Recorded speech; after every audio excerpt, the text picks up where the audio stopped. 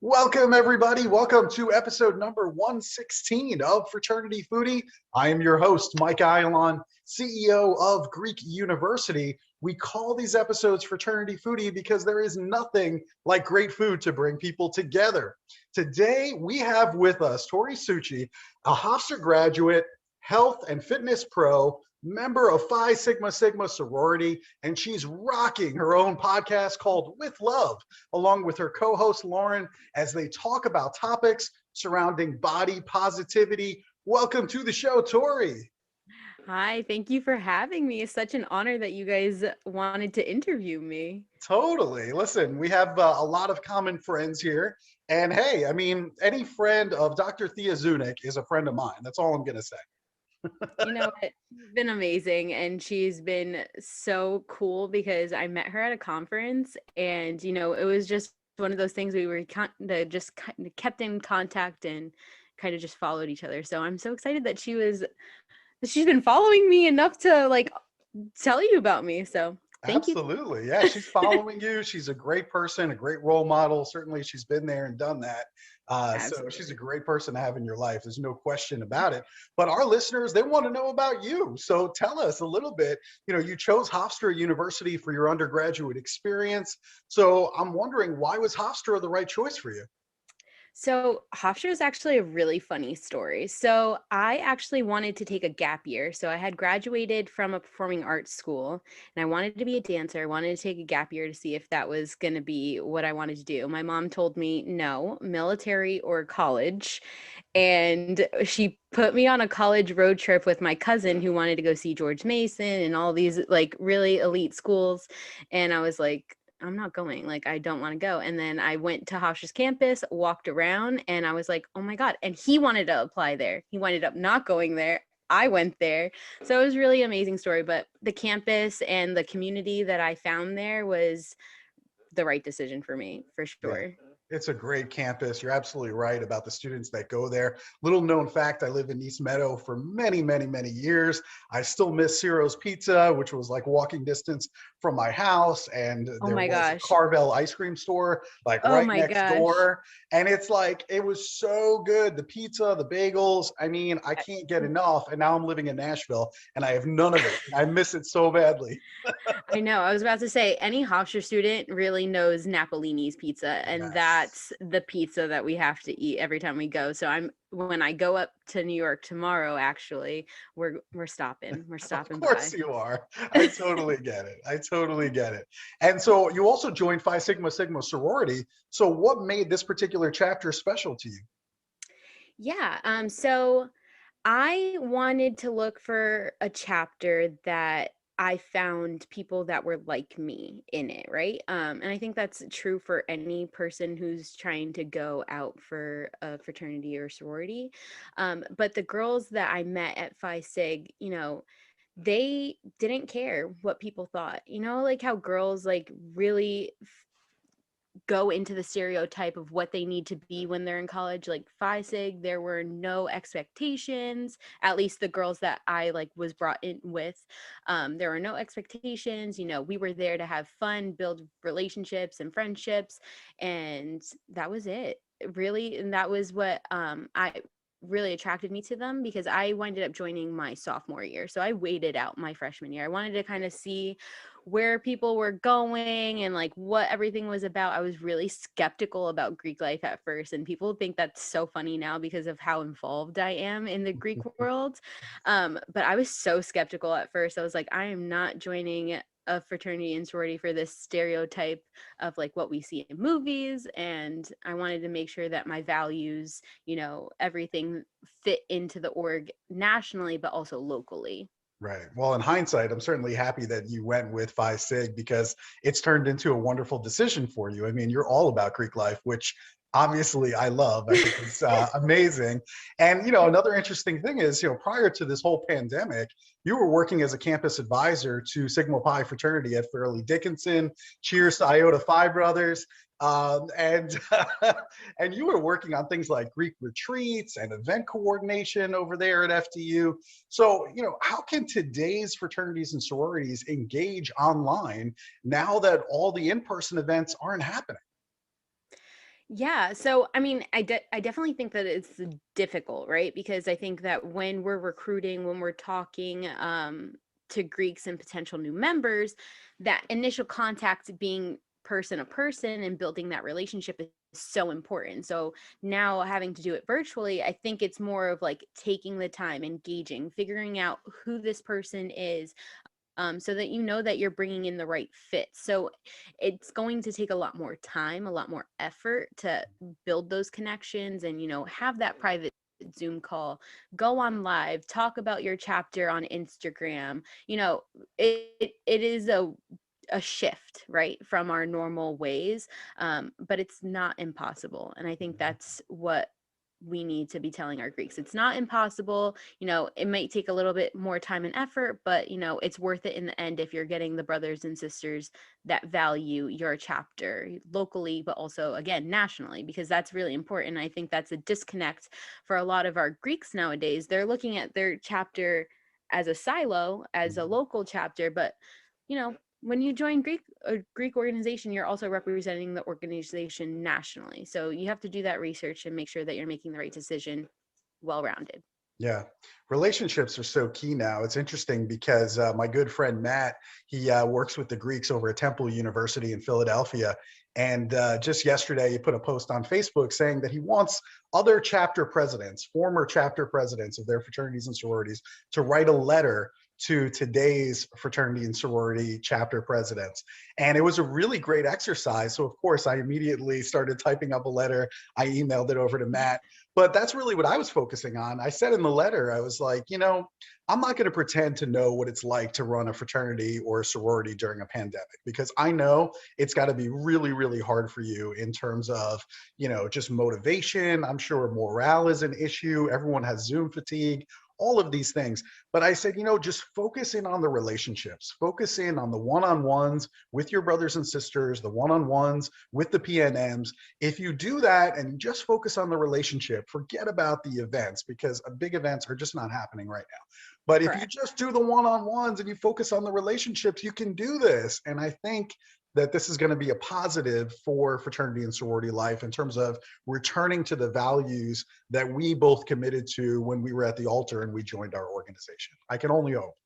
Preach, literally preach. Amen to everything, because I had this conversation with my students. I'm like, why did you join? Literally, if you can tell me that you joined nationally because of A, B, and C things that you have in your charter, great. That's perfect. It fits for you. If you're Mhm, joining because you're going to a party and you're mhm. like hanging out with friends, it's probably not the right fit for you. Yeah, So, it's yes, totally I agree. agree. I think that this pandemic is really going to get us back to our roots. I think it's a great reset in hindsight Yeah. for the Greek community with all the things that we've been going through last couple of years. So I think that this is going to, if done right, it's going to be a great reset for all of us. Yeah, I'm with you there. You also helped with social media training with the students. So I'm wondering, do you have any tips for chapters who are looking to build a big following on social media and get that engagement? Yeah, so so when I was working with my programming board, not so much the Greeks in this aspect, but when I was working with my programming board at FDU, we really talked about building out a social media calendar, right? Social media calendars are going to be very helpful because you can break down at the beginning of the month everything that you want to talk about, and then you don't have to invent the wheel as you're going, right? So basically, if you pick out 5 topics that you want to talk about, that's 5 days a week, and then you break down each topic by 4 weeks. So for example, like for body positivity, we'll talk about self-love, we'll talk about confidence, how to build yourself up, whatever that is for you. You build it up 4 weeks, and then you have every single day for the 5 days, for a whole entire month. So figuring out your values as a Greek organization, you can take one value each day, break it down 4 weeks, and then you have your social media calendar and you're also building out what you want your potential new members to know about your organization. So I think it's very important that when you're posting on social media, you're not posting, oh, happy birthday to this brother, happy birthday to this sister, whatever it is. That's great for your story. But as far as your content that you're putting out to your potential new members, you want to be giving them the foundation of what, like, who you are as an organization. So that's how I would break down my social media and making sure that you're really engaging with your organizations. Also, a great way is lives. Lives get pushed out way more than any of your other content on Instagram. So if you're having your president and your vice president talking, or your president and your recruitment chair, or whoever you decide in your chapter to have these conversations, get two of them, go on live, and you're getting your content pushed out right away. Those are my biggest suggestions as of right now. And it also allows for open dialogue. And I think that's very important for your potential new members to be able to have that open dialogue, not only with yourself, but their potential classmates for your work. That's great advice. I hope everybody listening follows exactly what Tori is telling you, because she is spot on. And so I absolutely love it. I just hope people carry it out, not just listen and say, oh yeah, that's a good idea, but actually do it. Like action, right? I mean, come on, let's bring it. Yeah, you know, it's a matter of doing it, right? Yeah, At the I end mean, of we the can day. talk all day long, but at some point you have to get it done. I mean, this is like the issue, is actually getting execution, I think, is kind of where we struggle sometimes. And, the other thing is, I know with your podcast, you and Lauren, you talk about body positivity all the time. It's such a difficult thing right now, I feel like, in this social media age that we're living in with TikTok and Instagram and everything else that's out there, right? I mean, we're always comparing ourselves to these images on Instagram or on TikTok and these dances that are going on. And, we're all wondering, do we really measure up to our friends, to our brothers, to our sisters, to that image that they're portraying on social media, which of course, I mean, probably has 50 filters on it and everything else. And I know that this is something that you've battled with as well in terms of body positivity. So what's your advice to other college students that are fighting this battle right now? It took me a very long time to realize that Instagram was fake. Instagram is everyone's best day, and they're only going to show you their best day. And that's okay, as long as you're going in with the expectation that's what you're seeing on Instagram, right? Mm. But the disconnect is where you go on Instagram and you start comparing yourself to people, and you start looking at things and start trying to copy them inauthentically, right? Like you want to be genuine on Instagram, with the realization, again, everything that you're seeing is fake.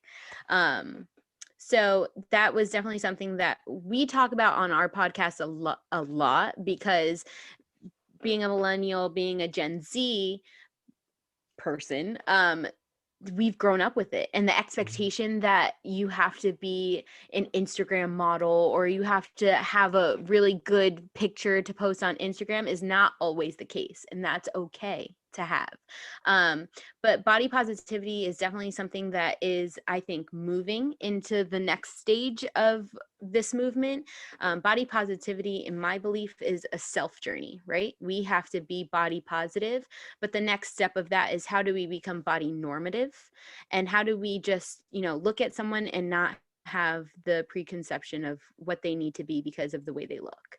Mm. And I think that we talk about this on our podcast, but Lizzo is she has such a great definition of what she believes the body positivity movement should become, because it's been so saturated by, girls just posting pictures on Instagram, but have never lived a body positive moment in their life. And they're just posting it because, that's the new fad. Great, but let's, again, like with our Greeks, let's get down back to the foundation of things. What's the movement, and how do we progress now forward from that? So those are the types of conversations that I like to have with our students, because at the end of the day, again, it's a self journey. You have to be personally body positive, but as a whole, as a community, how do we move on to the next step of just, blindly seeing someone and not having any expectation? So important. And you're very familiar with college campuses. What resources can our students plug into for eating disorders, for example?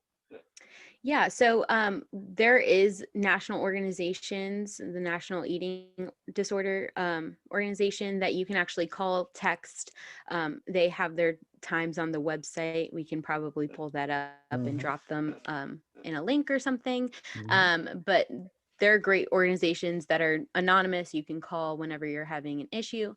Feed in also to your faculty advisors. I think I've been blessed. I'm going to shout out Teresa from Hofstra. She was an amazing faculty advisor for me, and we still have a really great friendship. And I hope that my students also felt that with me. Feeding into your faculty advisor, they are a great source of just figuring out and fielding your questions, right? So they're going to be your first connect. And it can't get better than that. But you also have your counseling services on campus that you can also go and talk to. There are a lot of people out there that want to help you. So it's just, talking to one person. Yeah. Cheers to the faculty advisor. This is another unsung hero on college campuses that Oh, are on the believe front me. line answering questions from students.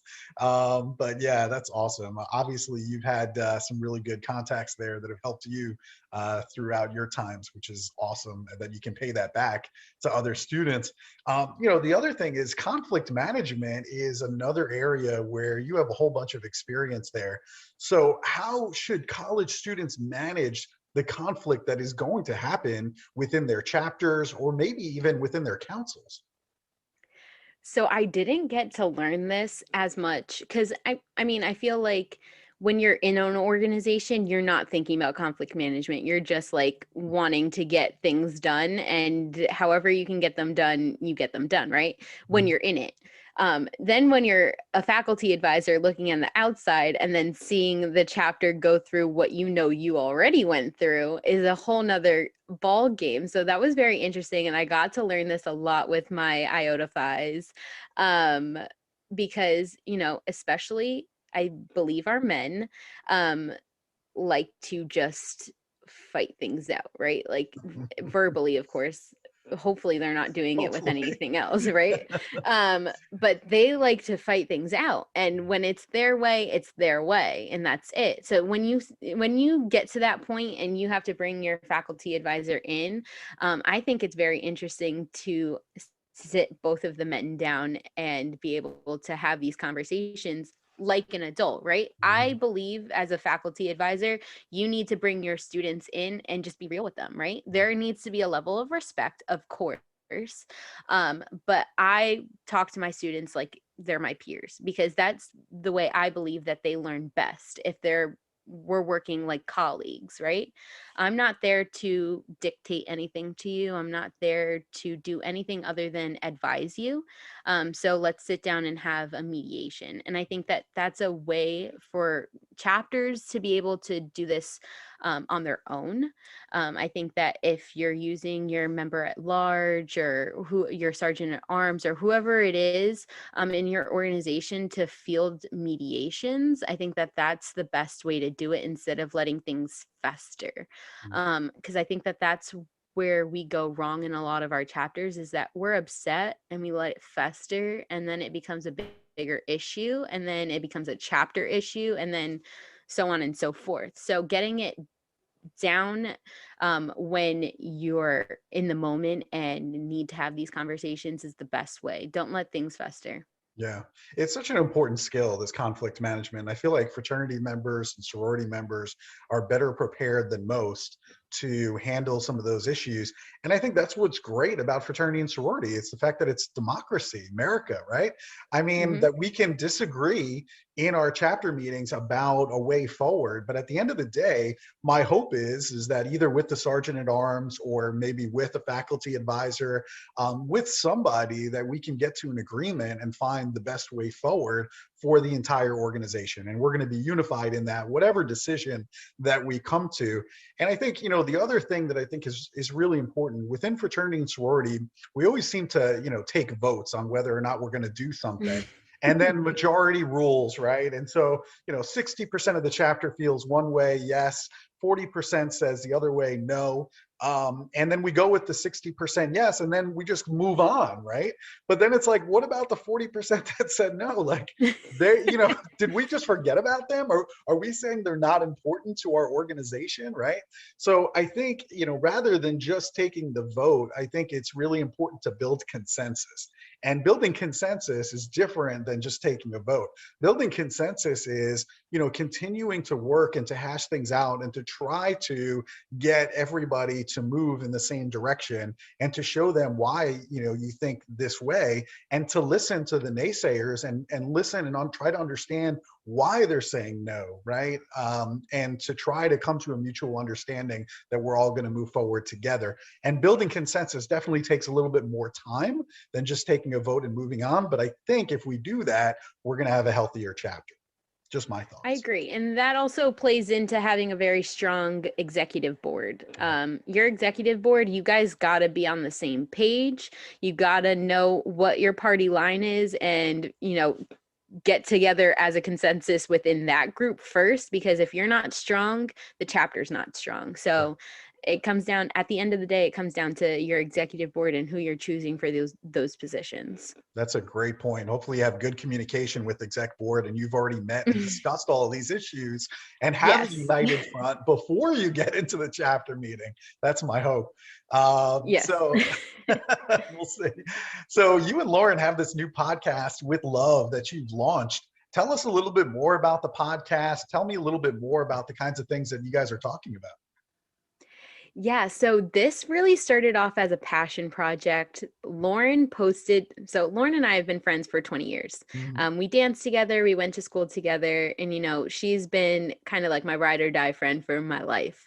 But during the pandemic, she posted something on Instagram and was like, I hope to talk more about like my story and like everything. And I was like, girl, let's do this. Let's just go for it. At this point, 2020 was like throwing mud at a wall and seeing what stuck, right? That's how I felt about it, within like every aspect of my life. But I was like, what's the worst? We fail, no one listens, but we tried, right?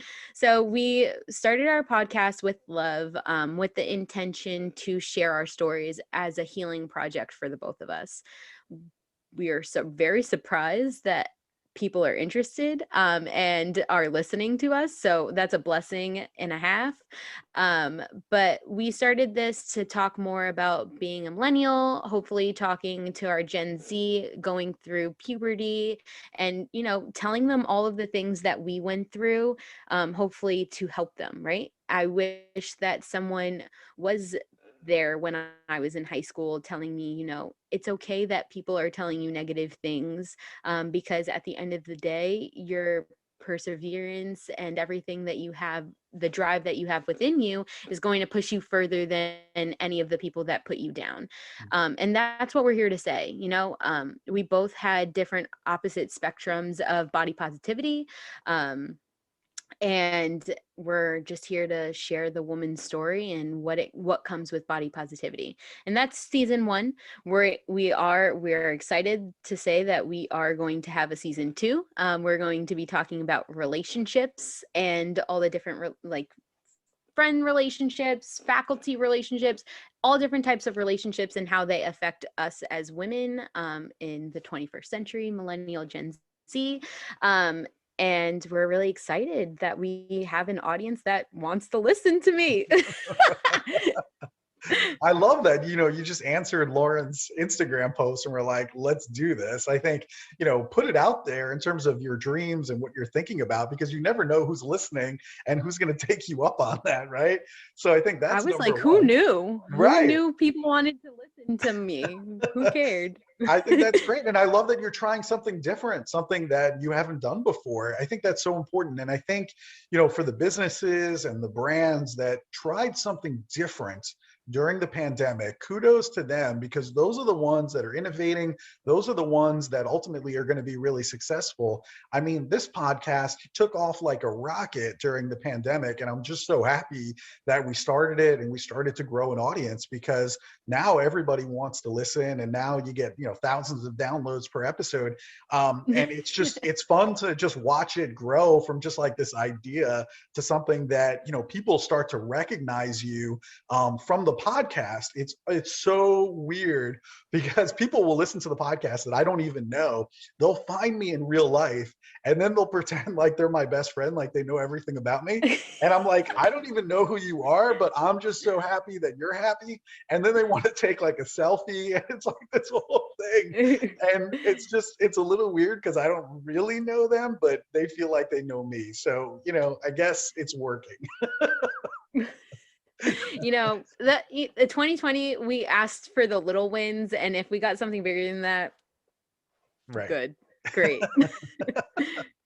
Oh my God, this is so much fun. Anyway, so as we start to come out of this pandemic in 2021, fingers crossed that you get the vaccine soon, that everybody gets the vaccine, and we can go back to giving each other hugs and going out for dinner, right? Yeah. So what types of professional opportunities are you looking to find in 2021? I know I've come to the point in my career that I am battling between, staying in higher ed and finding something adjacent. So again, with this idea that you're throwing mud and hoping to see what sticks, that's where I'm at right now. So I'm applying to higher ed jobs, looking to see if I can get back in to the Greek world or go back into programming. But I'm also open to anything, whether that's speaking engagements or continuing on the podcast and seeing what happens, or going into nonprofit work. Like I was saying, my undergrad is all in like public relations and dance. So I've been looking into a couple of nonprofits and seeing what sticks. Yeah. Just be flexible. That's the best advice that I can give you. You're already doing a great job on social media. You got the podcast up and going where you're honest. And I mean, I just think it's fascinating conversation there, and see where all of it goes. I think, continue on the route that you're on, and I think you'll find something that you're going to be very happy with. I have no doubt. And hey, perhaps somebody who's listening right now to the podcast is going to send you an email and be like, Tori, you are coming. Yes. You are coming. 2021, I'm ready. I'm here. So we talked a little bit about some of the great pizza that you were having there at Hofstra, which is really good, because I tell you what, I miss all of the pizza and bagels that I could get my hands on. In Nashville, it is just not the same. I cannot find a good bagel to save my life. I just can't. I mean, I wish I could, but I can't. So what are your favorite restaurants to visit in your area? What are the kind of things that you're ordering these days? Okay, so I'm in Florida right now, and I haven't lived here in 8 years. So I really don't know anything. But now that I'm going to New York for a week, I've already been planning out my food schedule. My mom was like, oh my God, you really need to stop. I'm getting fat just listening to you. And I'm like, but you don't understand. We're going to go eat when we're there.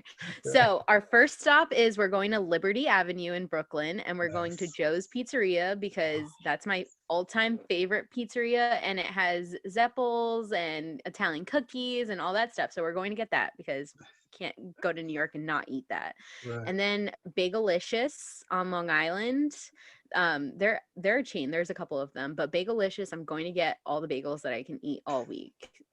So there you go. It's very funny, because your plan also resembles my plan every time I'm on the New York, Long Island area. That sounds exactly like what I'm going to do.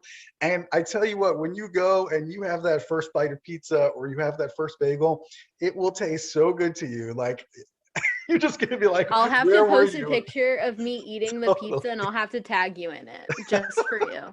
But then I'm going to get jealous, because then I really want pizza and bagels. Oh, well, you'll have to send me some in the mail or something. I don't know. We'll figure I'll something out. have to. I'm actually going to Tennessee in April, so maybe I'll just like go and get some pizza and bring it back for you. That would be fantastic. Let me know when you're in Nashville, and hopefully we can go out and I can show you the downtown area, because Broadway is a lot of fun, We'll and you will really enjoy it.